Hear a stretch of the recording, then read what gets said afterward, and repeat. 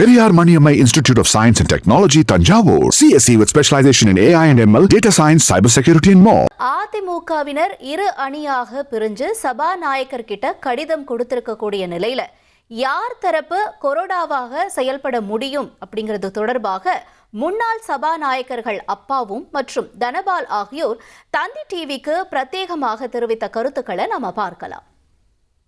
சபாநாயகர் முன்னாடி 2 கடிதம் கொடுத்திருக்காங்க, 2 குரூப்பா கொடுத்திருக்காங்க.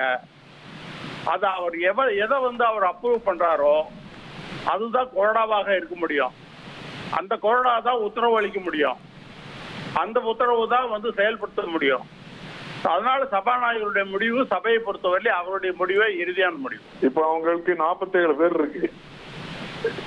40 பேர் ஒரு அணியில இருந்து தலைமைக்கு எதிராக வந்தா கூட தலைமை இபிஎஸ் கூட 7 பேர் தான் இருக்காங்கன்னா இபிஎஸ் எழுதி கொடுக்க ஆளுதான் கொறடா, அவர் தான் தலைவர், கட்சி அவர் தான்.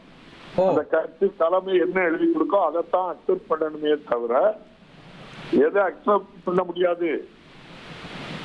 மெஜாரிட்டி இருக்குங்கிறதுனால அவங்கள அக்செப்ட் பண்ண முடியாது. Periyar Maniammai Institute of Science and Technology, Tanjavur. Civil engineering with specialization in GIS, remote sensing and more.